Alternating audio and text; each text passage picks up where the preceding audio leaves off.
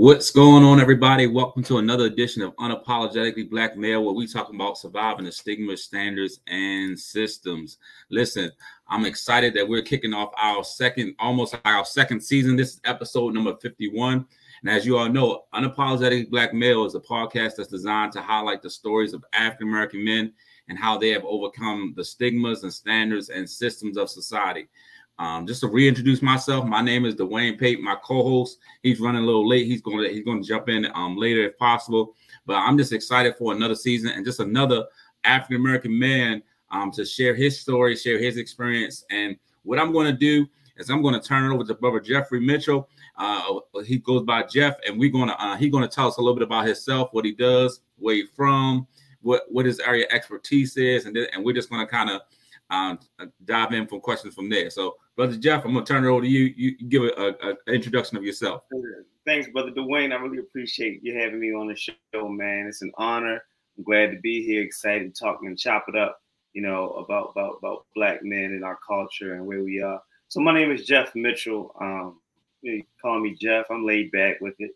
I'm an entrepreneur and father. We have a couple businesses. We right now we have a small real estate company. We just started a live band agency. I got my dog kennel where we breed dogs, and we're trying to launch we have a commercial clinic business. Okay. Mitchell Services, and right now we're working to launch Mitchell and Sons Transportation LLC. That's a commercial trucking company.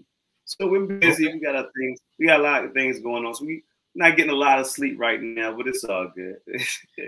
I'm about to ask you, what is it that you don't do? That's the question. Yeah, that might be a shorter list, right? but no, Jeff. Can you tell us a little bit about what, like, your upbringing, where you grew up, like how was that, and then how you got into like being an entrepreneur and doing those different things? I want to talk about the live band agency. I think that's a different idea, different concept that you don't hear too often. Yeah, so born in Chicago. My dad was stationed. My dad's a military guy, Air Force, and he was stationed in Chicago. Born in Chicago.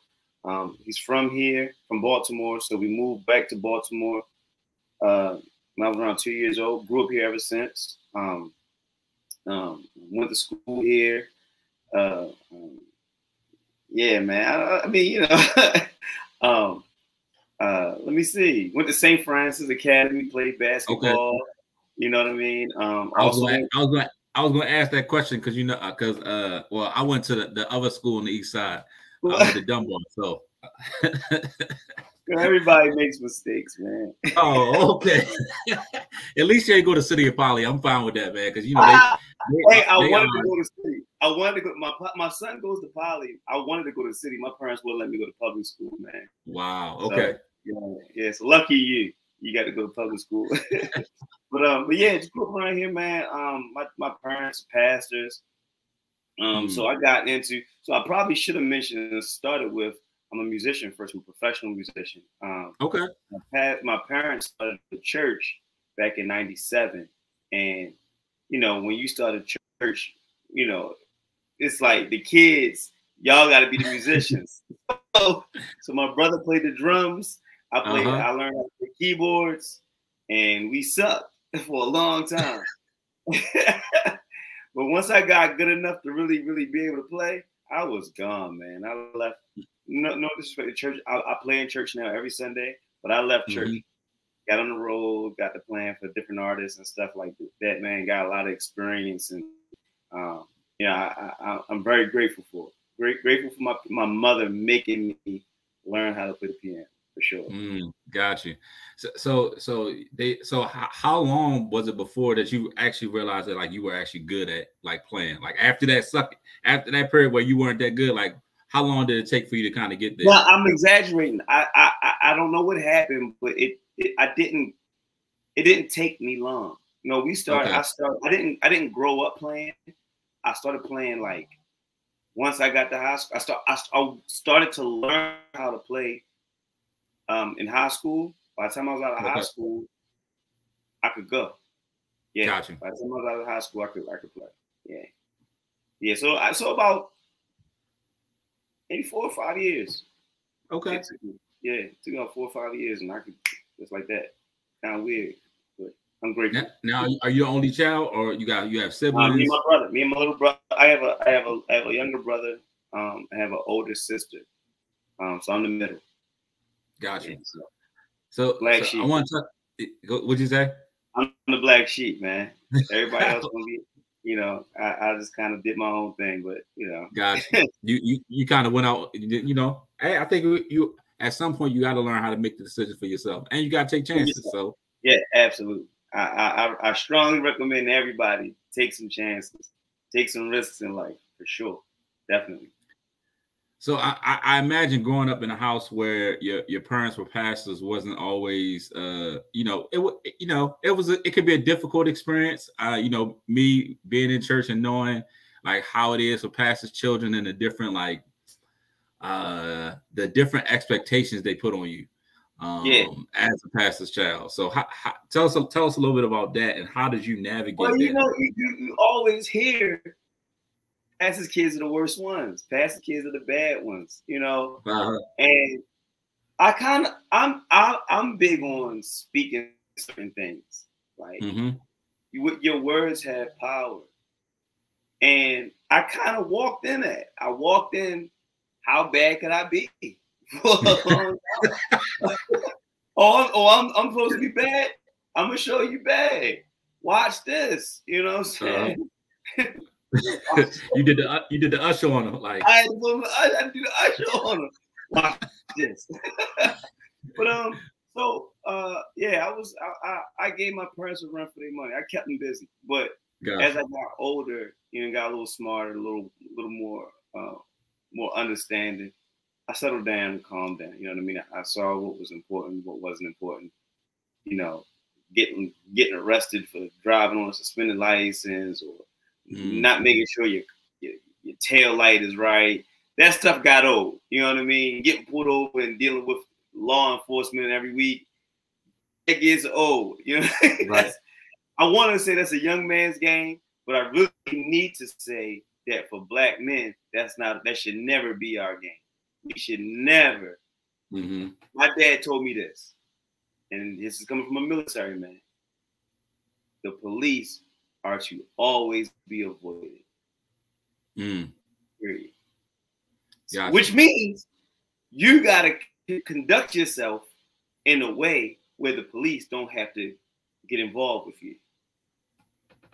And I didn't learn that. It took a while, it took a couple years for me to understand that. I was like, how am I supposed to avoid the police? Yeah, how you carry yourself, how you move. Yeah. So did your dad? Did he retire from the military? Yeah, he retired from the military. He did his 20 years. So military, pastor child. So when you moved back to Baltimore, that's you pretty much been here for the duration of your life. I've been here my whole life since I was 2 years old. Yeah. Okay, got you. Yeah. Cool. Yeah. I'm gonna bring in my co-host. He just came in. Brother EJ, what's going on? Brother EJ. Hey, what's going on, guys? What's going on, man? So he was getting into it. Yeah. He was just filling us in on a little bit of his life. Growing up as a pastor's kid, military. Dad was in the military. Dad retired. Musician, man. The question we got to ask him is what doesn't he do? Because he just listed like 5 businesses that he's running right now. So what they say, black men got to do everything. What'd you say? Like they say, black men got to do a little bit of everything, right? You ain't lying. Listen. The average millionaire has 7 streams of income. And if you're a talented, intelligent black man in America, you need to do all that you can. We have to play such a major game of catch up. You know what I mean? In terms of other races, it's crazy. So if you can do more than you're doing, you need to do it for sure. And I got children. I'm trying to lead them a legacy. You know what I mean? Gotcha. So Yeah. Now, any of your children play? None of them play. Wow. My kids, man, are spoiled and fat, man. You know? They're not playing. They say they want to play. They'll see me. The most they'll do is after church, they'll come up on the pulpit and touch the piano and stuff like that. But they don't. Through the week, nah, it's video games. Video games and soccer. Wow. I mean, listen, it happens. They got like I think like you did for yourself. They got to chart their own paths. Yeah, you know what I mean. I wouldn't push it. So music afforded me a nice life. It afforded me some great experiences. I met some cool people. But there's also some a not so cool side to it. You know, the culture. A lot of musicians are entitled. They don't think they need to work. They don't think they need to do certain things. And I don't want my children to. I never subscribed to that. Like even when I was younger, I got up in the morning. I know musicians, man, that won't get up till 2 in the afternoon, 3 in the afternoon because they believe they're gonna make all the money on a Sunday or something like that. And that's not really, you know. I got a whole week free. Oh, right. I'm gonna go make some money. You know what I mean? So I want my kids to, you know, have that mentality. So if they do want to play, I'll encourage them, but I'm not gonna force it on them. You know what I mean? I want them to really, like you said, chart their own path for sure. Now, speaking of being a father and a Black father, like when you became a father, like how did that change your perspective as far as like the life that you were living, or how you carried yourself? Like talk a little bit about that, because I think sometimes we don't really talk about what it's like to become a father as Black men. We get the tail end, like if we're not doing something right. But like talk to us about that and like that experience for you. So and what was your mindset? So my tribe, man, growing up, I had men around me all the time. I had 4 uncles. I had a ton of cousins. My dad was super involved in my life. My granddad, both my grandparents, all 4 of my grandparents, both my granddads. And then as I got older, I started having a bunch of god kids. Everybody wanted me to be their godfather. So that mindset was already there in terms of being a father figure. So when I had my first kid, man, I kind of already knew how to feel and what to feel. Of course, I'm excited. But it was already in me. You know what I mean? Take care of him. I was excited, nervous. I had a strong support system though, between my parents and everybody. So it was just, I was ready to make sure my son wasn't like a statistic. You know what I mean? I knew I wasn't going to be instilling him the importance of Jordans, right? Like I wasn't going to be, we weren't going to be, his options weren't going to be sports or rap. You know what I mean? Gotcha. Like he had a support system that really helped him understand that subset of culture is just that. It's a subset. Mainstream media will try to make you think that's the main culture. Black men, if we're successful, we're either rappers or we're athletes. But no, we got lawyers, doctors, veterinarians, teachers, engineers, preachers, musicians. I mean, we got it all. Entrepreneurs, and I instilled that in all of my kids. You can do whatever you want, for sure.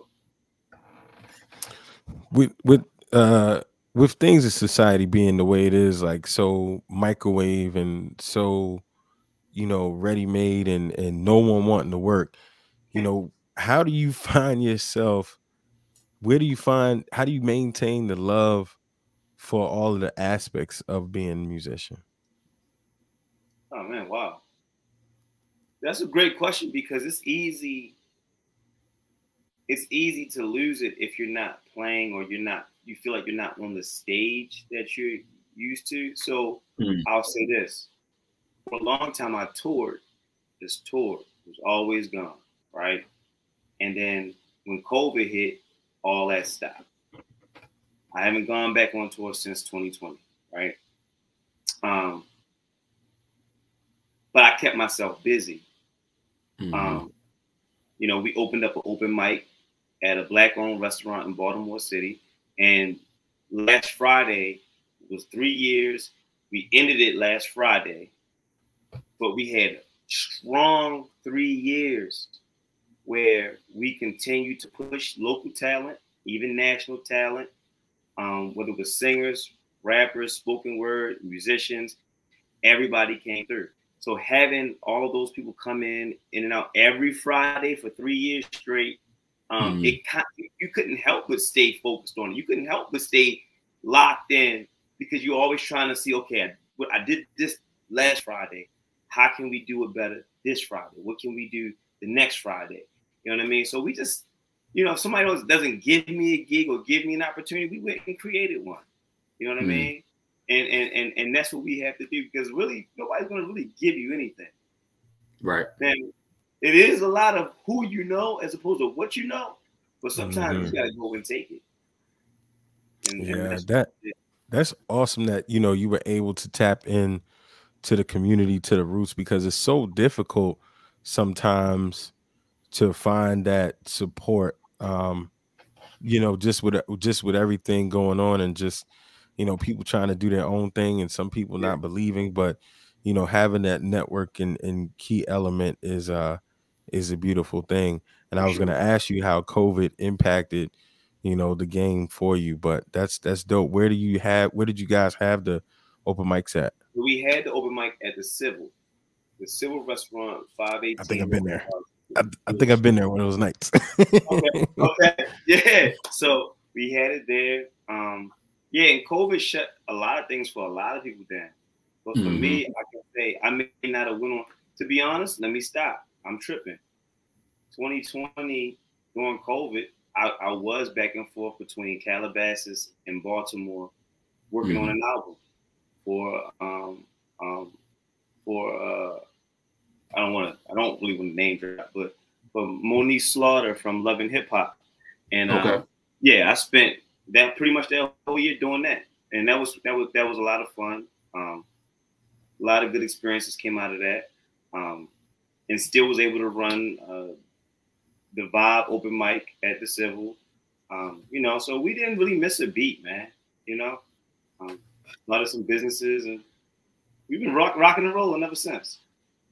Man, that's awesome that you know, like, number one, you were able to find a need, and you found a need for your skill set to kind of, you know, fill in the gap and provide that cultural experience that we don't always have opportunity to get.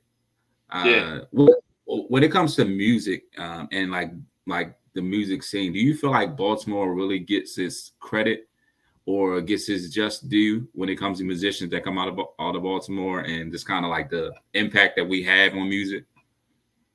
I like that question, and I'm going to probably say something that you wouldn't expect. Yes. Yeah. Okay. I would agree. You get the credit. However, Baltimore itself is not. It's broken into sections. Okay. There is the culture. There is the part of Baltimore where the musicians, they know each other, right? They respect each other. They understand each other. Then there's a socialite part of Baltimore.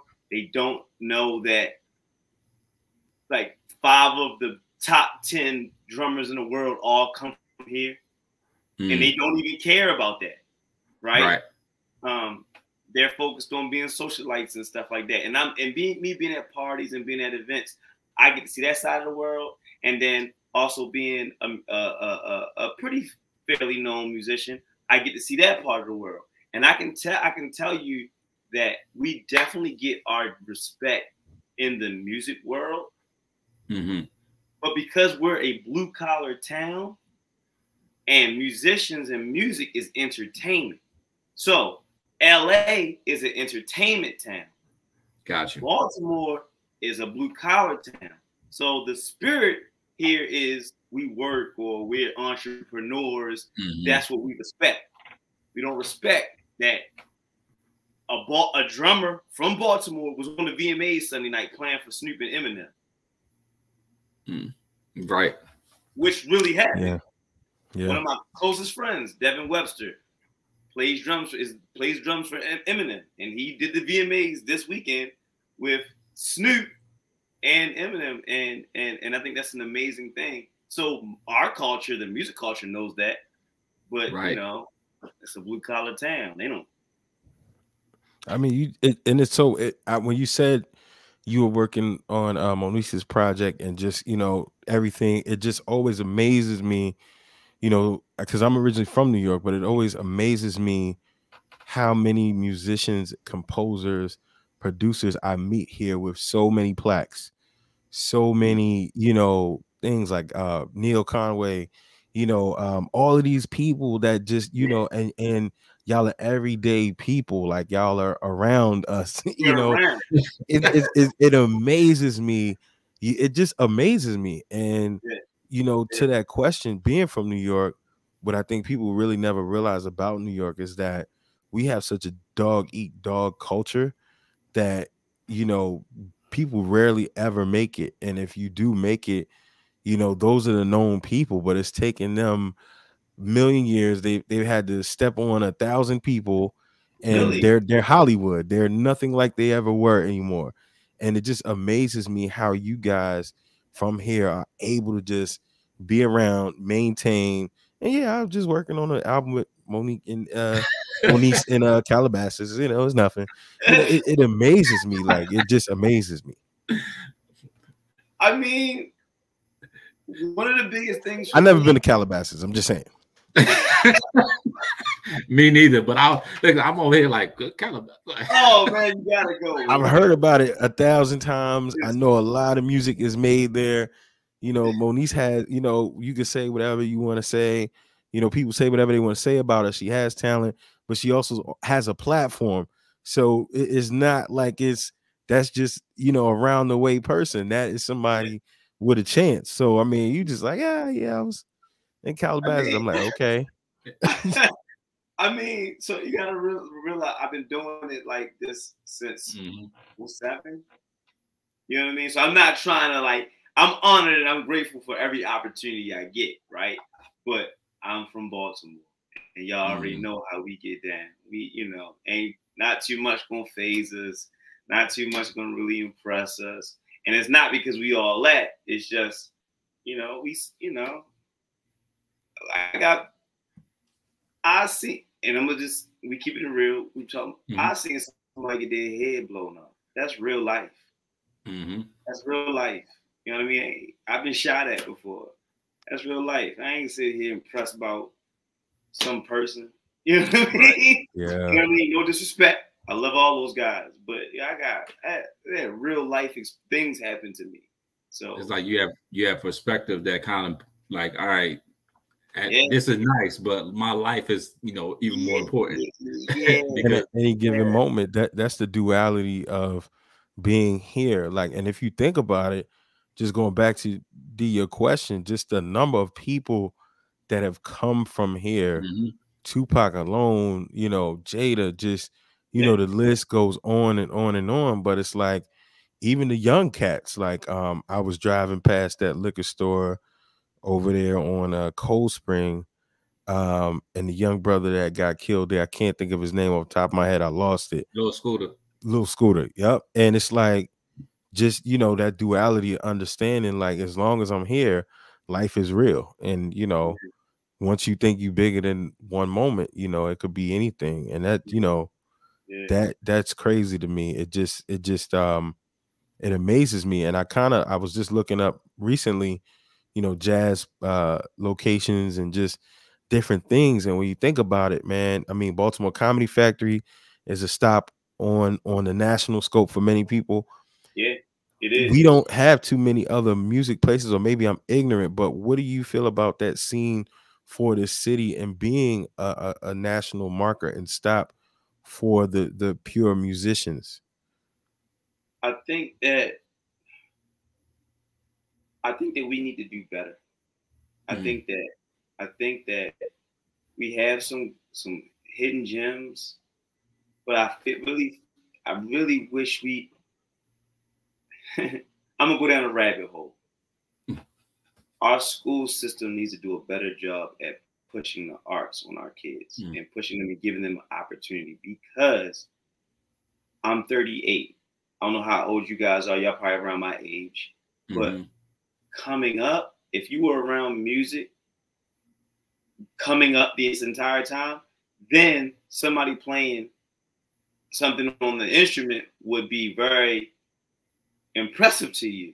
But if you didn't have music around you and you know, not a lot of opportunities, you don't really care about that. So what I'm saying is, I think that Baltimore needs to do a better job of pushing the arts to our children, so that as we grow up, the culture then becomes, let's make a live music spot here. Let's do like in DC. I can't throw a rock without hitting a live band in DC. I played for several of them myself. Whether it's over 300 bands in DC, in PG County, that area, right? Same thing with Philly. Philly has a great, not as good as they have a good arts program. So you have all these crazy talented musicians that come out of this city, and they got to go to a little hole in the walls to play or for you to hear them. You know what I mean? Until we created the Vibe open mic, there really wasn't a platform for a lot of artists to do their thing. And that's got to change.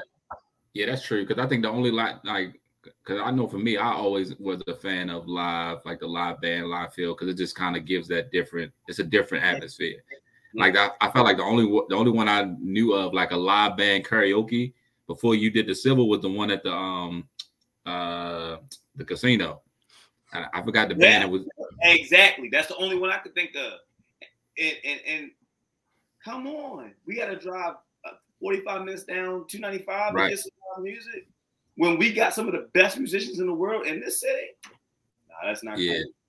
So, and it's not many places left over that's doing, you know, live. I know Keystone Corner does the jazz music thing, Keystone Corner does one.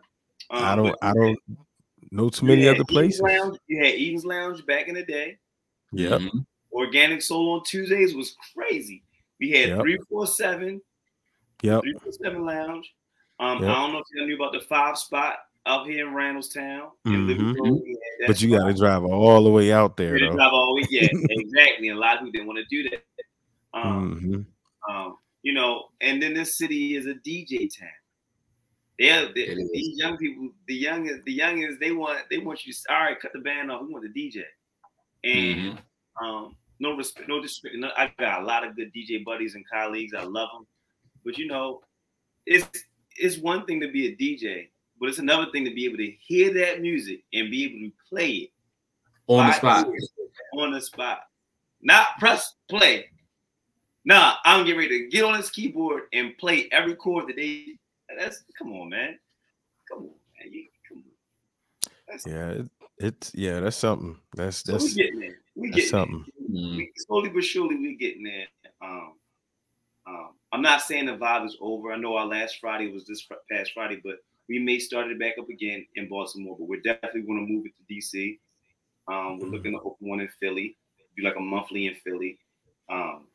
You know, and just keep the music going for real. Absolutely. So I know you mentioned this earlier. You have a couple of different businesses, and I want to kind of touch on the live band, please, since that kind of ties right into. You said like a live band agency. We created an agency, So and it was birthed out of and I'm gonna talk about them because they still didn't pay me, but a legacy band, Legacy Live. It's like it's a national agency. You know, they were just doing really bad business. And then you couldn't leave a review. They would get all negative reviews or comments taken off of social media or the internet. And I watched them do a whole band dirty. This entire band. So they had a band for a gig. That band quit the day before, right? So they had another gig. They're going to take that gig.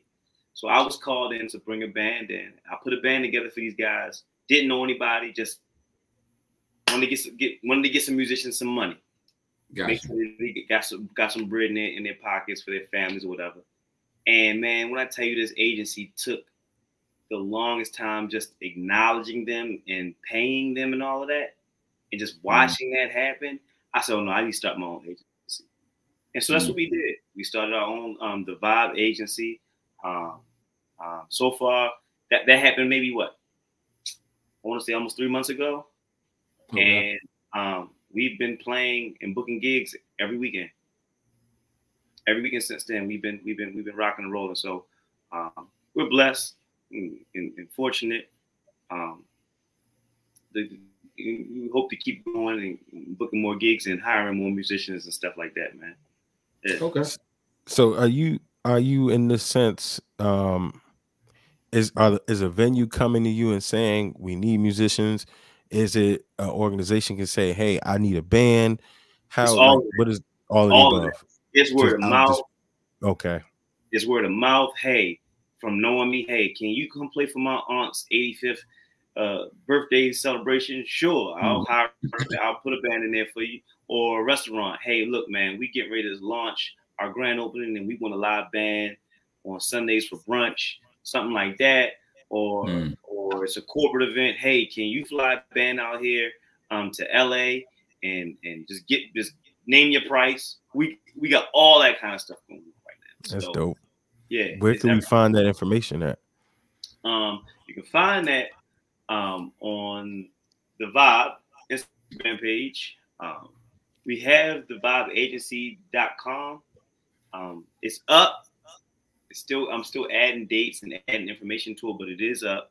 That's www.thevibeagency.com. And again, where you can find most of the information right now is Instagram at the Vibe. Got you. I'm looking it up. Got it. THEVIBE, right? THEVIBE. Yeah. Right, got following that. It may be a couple underscores, like okay. Underscore. It's underscore the Vibe. But you can get it just looking at the Vibe. I think I did karaoke with y'all one day. For real? I think so, man. I'm pretty sure. I gotta find. I'm pretty sure it might have been like a Sunday though. I can't remember the date because I'll tell you, boy, I was in the wind at that time. I ain't gonna in the wind. I had a good time though. In the wind. Oh, that's the old school way. That's the old school way of saying it. That's old school. I want to know what you're saying.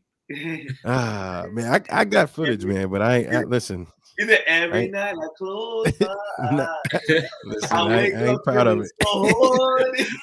I am not proud of it. Exactly probably what he was saying. Now, close. Band is close. Band is close. Band is close, but not the same band, not the same group. Yeah. Listen, I am not proud of that showing, boy, but I had a good time. And I said, man, I never saw that concept before that time. Like, I love karaoke, functions. It didn't matter what genre of music it is. And I was like, live band. I was like, oh yeah, we doing this. Got to. Doing this. Absolutely. So yeah, it was in the winter though. It was in February of I want to say this past year. So okay. Yeah. I got the footage. I'll shoot it to you. Yeah. You let me know.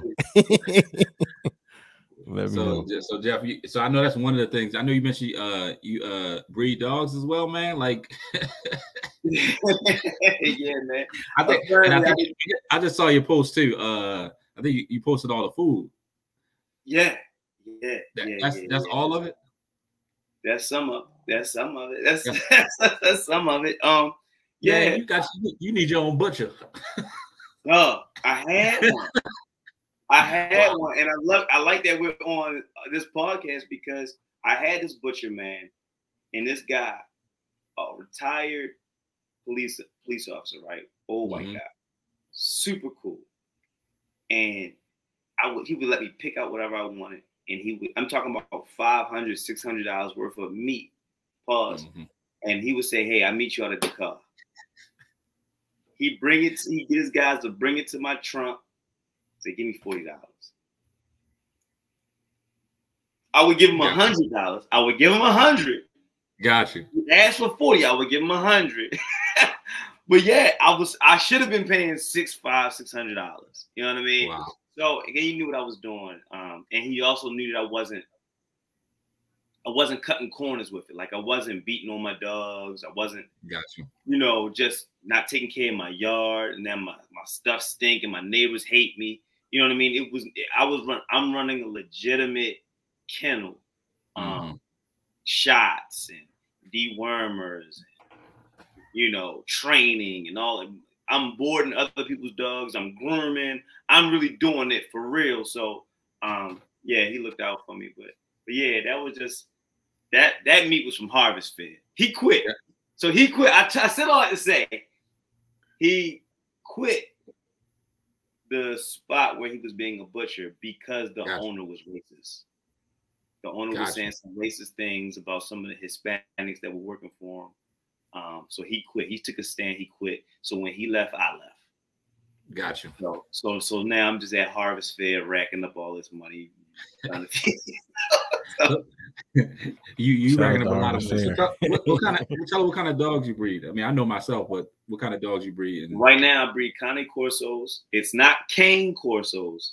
It's Cane Corsos. It's Italian, and French Bulldogs. You educated me. So so I plan to move on to Presa Canarios. Those are Spanish Mastiffs, and Dogo Argentinos. Those are Argentinian Mastiffs. Once I get some more land and some more space, but right now it's just Cane Corsos and Frenchies.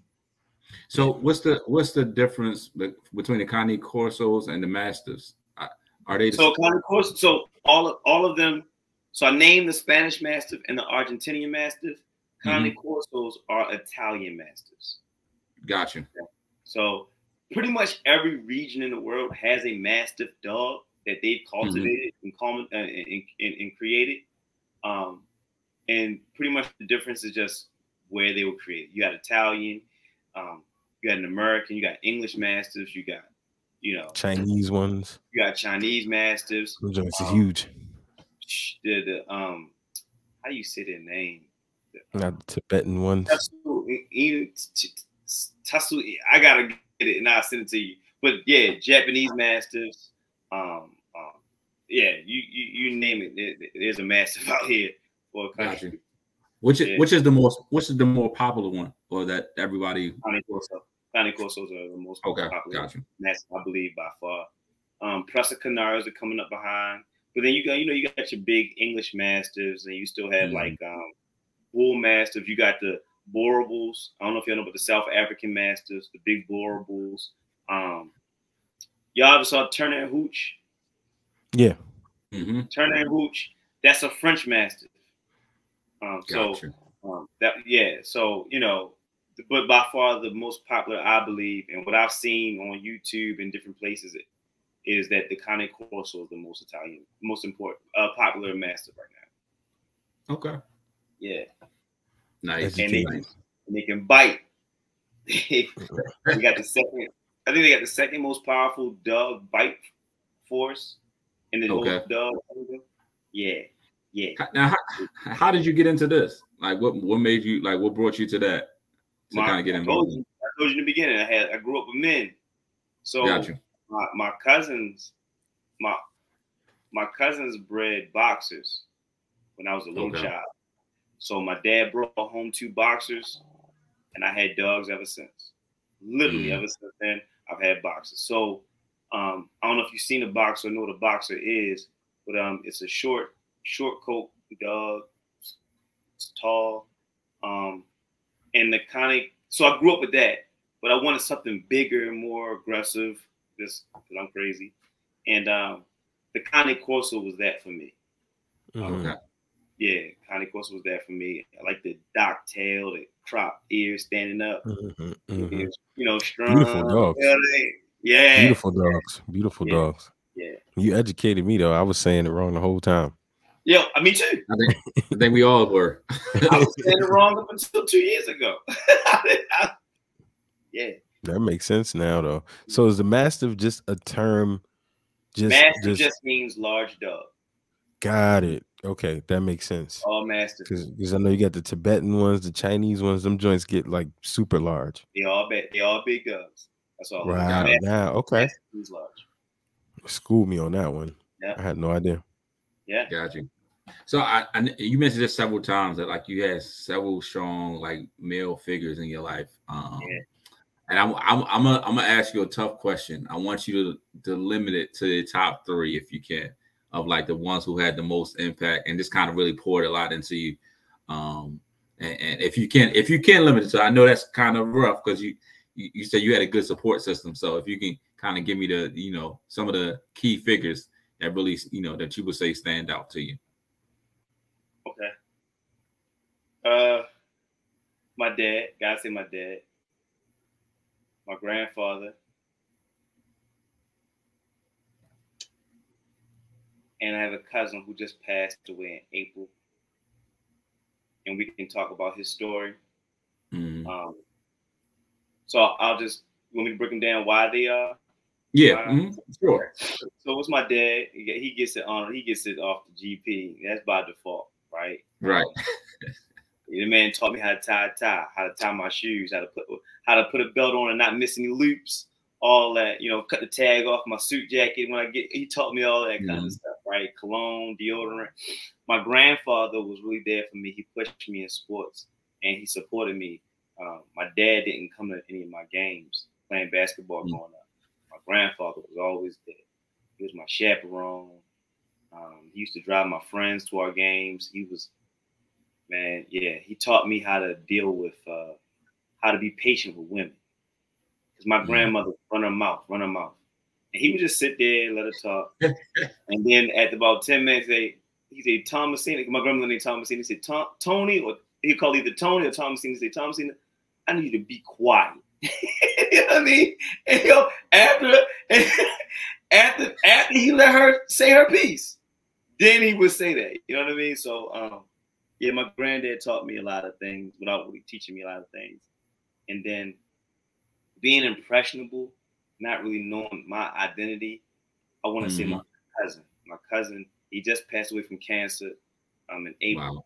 But he was a major player in the drug game in Baltimore City.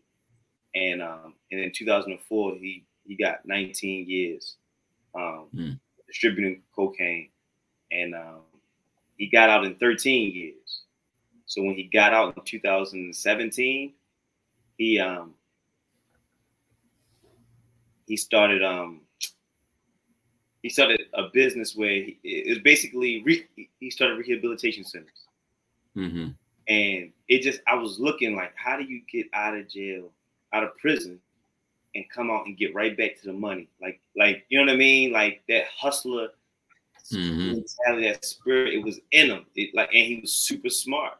So when you hear those things where they say, man, a good drug dealer could be a great CEO, that's true. You know what I mean? And he was, I would pick his brain to see if he was a bad guy. I'm looking at it because this is my role model, this is my hero growing up. And I'm like, okay, I didn't know. Are you a bad person or you just got kind of caught up in some, different things? And man, he talked about love. He talked about treating people right. You know what I mean? Not doing anything to anybody you didn't want them to do to you. Stuff like that. And I was watching him move out in the street and how much respect people had for him and how much respect he gave. Yeah, man, despite what he did years and years ago, that was like my hero for sure. Died at I think he was like 47. I think he died at 47. Yeah, he was young. Yeah. That's it, but that's that triangle, that trifecta, just the first 3. That's you're getting all the educations you need. I got it all. Getting all the educations you need, and that's so pivotal of not having to go far to get it. Yeah. That's a blessing. Yeah, my dad pushed me in school. He made sure he would come to St. Francis, man, and everybody in there knew I was in trouble. Yeah, he coming in, and Mr. Mitchell in here, Jeff, and so I, he made sure I hit the books. My cousins made sure I was street smart, made sure I was intelligent, not moving stupid outside, in the street. Yeah. Awesome. I mean, Also, that's, I mean, like you said, like EJ said, like you had a good trifecta to kind of balance it out. And you know, Sure. definitely was a blessing to kind of get those different aspects, because you know, not everybody has that opportunity. So I'm just, you know, I'm grateful that you were able to share your story and just kind of tell us that aspect of your life and Yeah. how it played a major part of for you.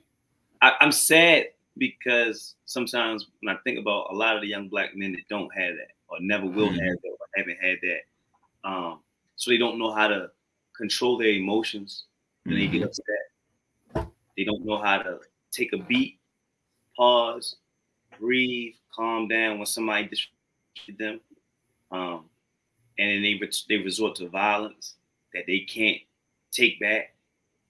And Right. now they not only did they change somebody else's life, they changed and altered their life forever because they're going away because they just killed somebody. You know what I mean? And I think about just the state that our young black inner city guys are in. Even look at the Squeegee Boys. You know what I mean? Like nobody's able to really. I was able to sit down with them last summer, and do some mentoring. I gave them the idea to get business cards and to get cash apps. Right? They started getting business cards. They started telling people to use their cash app to pay them, but nobody told them. You know, I didn't get to spend the extra time to say you can't harass people. They don't want their window washed. You have a blessed day. You keep it moving. You know what I mean? So now you got Squeegee Boys killing people and robbing people, and nobody's stepping up to help them. How to, you know, and I'm sad about that. I'm sad about that. Yeah, and I mean, and it's a lot. It's a lot with that, right? It's a lot. Right. You know, It is.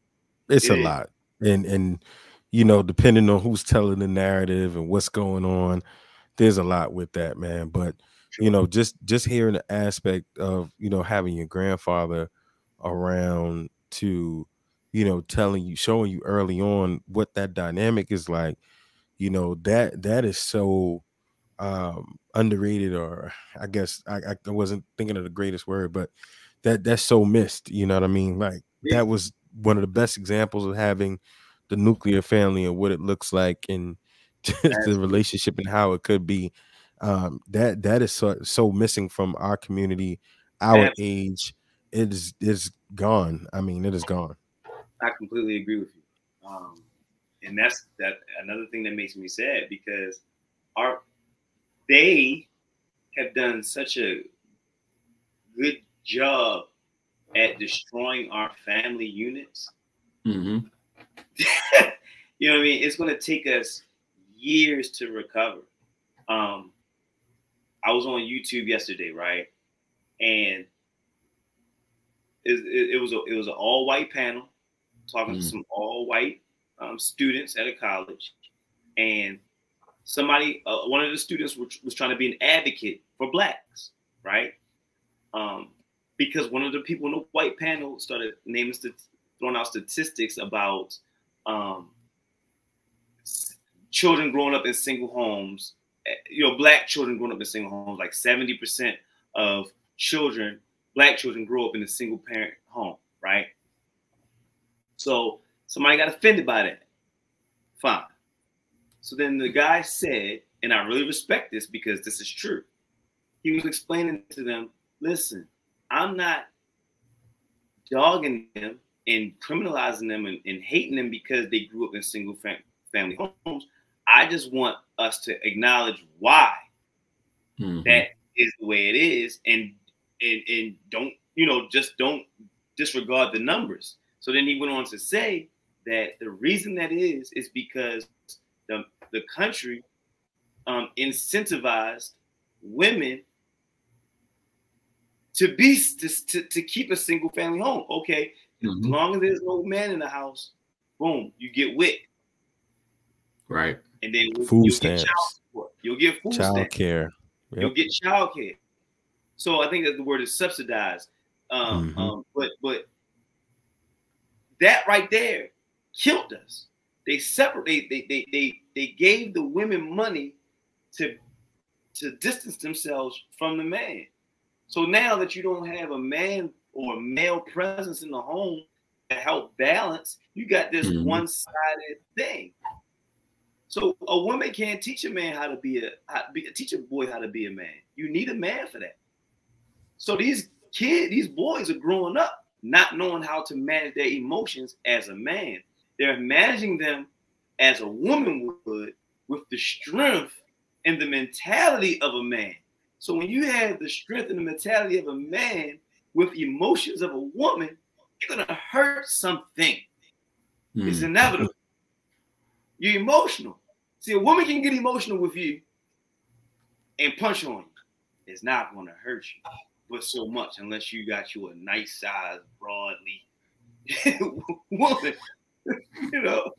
And I love all God's women. I love all God's creatures. I'm just saying.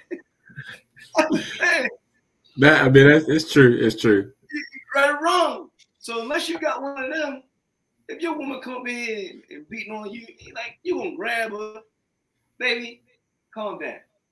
But you got a man coming in, mop, knock your head off. You know what I mean? So yeah. But not only in that, not only in that, just the presence of mind that knowing what it is to be together and not even get to those points. Yeah, and I'm not demeaning women having those, being that in touch with their emotions is a good thing, because men aren't typically that in touch, but you need both to balance each other out. You know what I mean? As a man, I got my kids here. My kids live with me. I'm divorced, but I can't be their mother to them. As much as my daughters love me, they love me. I know they daddy's girls. It's something that their mom gives them that I cannot give them, and vice versa. And those people that run this country, they know that. And they know that a powerful black family unit that's together and balanced can be a powerful thing. And you know, they trying to destroy us, man. Yep, and I think it's up to us to continue to kind of change that narrative, change that perspective. You know, start, like I always say, it starts with us. You know, a coaching group that I say is the best person that you can lead is lead yourself. And when you begin to lead yourself, then you can start to lead others. And I think as long as we continue to hone in onto the things that we need to improve on to impact our family unit, and then allow others to see how we manage our family units, and just kind of let it spread out, because your best witness or your best example is how you walk, and how you live it out. So, you know, as long as we can continue to push this narrative and continue to talk about learning how to manage emotions, that's a whole nother conversation right there that we could talk about, this kind of like that managing emotion piece, and just kind of know how to navigate that. So I really feel like, you know, we're doing our part, and we just got to, you know, continue to like mentor others, continue to reach out, and continue to just help others see what we see. It's probably one of the hardest jobs to do, because it's like you want to help people, but they have to want it. You can't want it more. But see, and that piece right there is crazy, because they don't even, some of us are so jacked up, we don't even know what we want, or we've been taught to hate what we need and don't even know we need it or want it. It's like we're so backwards right now. I mean, the system has, you know, has never been, the system was never designed for us to succeed. No. And we are fighting. Not only are we fighting the system, but we are ultimately fighting ourselves, because of the inexposure to what is a, you know, a healthy environment, healthy living environment, healthy relationships, you know, healthy parent child relationship, you know, just kind of dealing with the traumas. You know, our parents are dealing with the traumas of their grandparents, and we're dealing with the traumas of our parents. And it's like when do we stop dealing with the traumas? When somebody says, all right, that's enough. We got to talk about this. This is not something we can sweep underneath the rug and just kind of say, you know, nothing happened or just ignore it. But I think, you know, with this day and age, we are becoming more self-aware of like those triggers and those traumas that us help. That's hurting us and hindering us from reaching our full potential. And I think that's where the conversation has to continue amongst ourselves as well as individually. I agree. And we're that generation, like I always tell D and other people, we're that generation of people where we old enough to know, but we also old enough to not have known. You know, we experience a lot. We grew up in that generation where a lot of us, you know, we might have watched versus actually getting told and explained. You know, we were the generation that was seen and not heard, you know what I mean? And now we have the children, so we're explaining and we're talking and we're doing these things. But it's still a lot of us that haven't had that, and we're still fighting, you know, to change cultural things because we are aware, even though we didn't come up that way in a lot of ways. But you know, it's, you know, we're that generation. You know, we're that generation. We literally that generation. All right, man. Go ahead, Jeff. You got. No, I was gonna, man. This has been a great conversation, but I'm gonna let you go ahead. What you about to say? I just feel I really like what EJ was saying, man, because we kind of in the middle. You know what I mean? We were the generation, like you said, we were seen, not heard, but now, and we knew that. So now we probably overextend ourselves when it comes to our children because we want to make sure that they are also heard as well as seen. You know what I mean? So we kind of got to like overcompensate and do things just because we got to kind of kill some generational curses that was on our lives, and like going to college. A lot of people my age are the first people to go to college and graduate in their family. You know what I mean? So we have a heavy burden, but I think us millennials, I think we're doing a very, very, very good job of just, you know, breaking some curses and closing the gap on with wealth. But you know, we got a long way to go. Yep. Getting it. And we like you said, we're moving towards that direction. Where the tide is changing. I mean, I know even for myself, like just getting in the whole finance, just kind of being more, you know, aware of investing in the stock market and things like that. You know, before 2 years ago, I ain't hear nothing about it. All I know was like, you know, retirement or things like that. You know, it wasn't something that was taught in my household. You know, all I was taught is like you work hard, you get a good job, you work hard, you retire from it. And you know, being exposed to like, oh, my money can make money if I just kind of take the time and, you know, invest, watch, and different things like that. It's like that's crazy because it's like how much further could I have been? But I can't really dwell on the past. You just gotta, you know, focus on the future and just really try to make it, you know, and just try to teach my children things that I was so late to the game in, and try to teach them as early as possible. So I think that's how you look at it as. But that's for me personally. Man, this has been a great conversation, and you know, I don't want to end it, but we almost at the hour mark, and I don't want to keep. I didn't realize. Yeah, I want my brothers. Yeah, I don't want to keep you too much longer, but I do want to kind of give you the last word, Jeff. Just kind of impart some wisdom to somebody who might be watching, a brother. You know, just anything that comes to mind that you feel like we need to hear as men. Just kind of, you know, help promote positivity and help continue to spread this message. Living in our truth. Here's what I have to say, and I really appreciate you guys having me again. You didn't have to do it, but you did. I'm honored, man, to be able to share with you guys, man. You kings. So any brother that's listening, I'm already in the mind frame, thinking wise, that you guys are. Whoever's listening, you're sharp. You're self-conscious. You're self-aware. You're socially conscious. I would just implore every man that's listening right now to find a younger brother that's not your son or your nephew or somebody that you can just pour into and mentor. I won't even ask you to do that without me doing it myself. I just brought in an intern for my dog breeding kennel, that business. somebody who wants to learn the game and learn how to be around dogs and train. I started interning with him, having him intern with me on Saturday, just passed. Texas guy, 15 years old. He's a 10th grader. Goes to Newtown High School. He wants to do what I do, and I'm every time he texts me, come on over.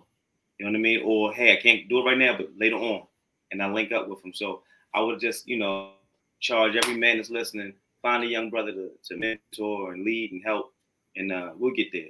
We'll get there. Absolutely. Well, I want to thank you again for just consenting to, spending some time with us on this evening, just kind of sharing your story and just kind of sharing your heart. Really, I truly appreciate that, and just kind of letting us giving us a little glimpse of the many things that you do and the many passions that you have. But you're doing it well, and you have a good focus. And I truly believe the last message that you just gave us about finding some young person to mentor. That's something that's been on my mind recently. Just trying to find somebody I can pour in outside of my family. Yeah. So I'm definitely going to take that charge and just kind of follow through with that, and just kind of find somebody that I can mentor and kind of impart some wisdom. And so, man, thank you again. I appreciate it. Thank EJ. I know you were running late. You had you on daddy duty, so hey, ain't nothing wrong with that. Hey, man, you gotta do what you gotta do. Cheerleading. Yeah, for sure. All I'm gonna say is cheerleading. Man, I don't even want to talk about cheerleading. Cheerleading it's expensive. Number one, it's a Ponzi scheme. I was rushing home from soccer. I dropped my daughter off at Towson University. She's on an elite soccer team. Yeah, practice there at 7:30. Drop her off. Rushed over here to the house to get ready for this, and it's expensive. Appreciate you, man. Definitely appreciate you. So yeah, man. So I mean, we all know the plights and the pains, and I mean, and the joy. I guess the joy. The joy. Because I mean, despite all that you have to deal with, and just kind of the finance part of it, like, it brings me no greater joy than to see my children smile and them enjoying something that they love that I didn't have to force on them. I think for me, that's the beauty of it all, allowing them to find themselves. So yeah, but we can talk all night. But man, thanks again. We'll keep going. Thanks. We gotta get together again. We gotta get together and shop. Absolutely, we gonna have to run it back and just kind of yeah, absolutely. So we're definitely running back, have a part 2, and just kind of continue this conversation. But I want to thank you for joining us on Unapologetically Black Male, where we talk about surviving the stigma, standards, and systems. As you all know, you can follow us on all social media outlets. Make sure that you help us continue to promote this message of positivity among African American men, allowing us to share our stories, share our hearts, and share what it's like to grow up in this society and just probably manage and navigate life as Black men. So once again, thank you for joining us, and we look forward to seeing you next week. All right, have a good one.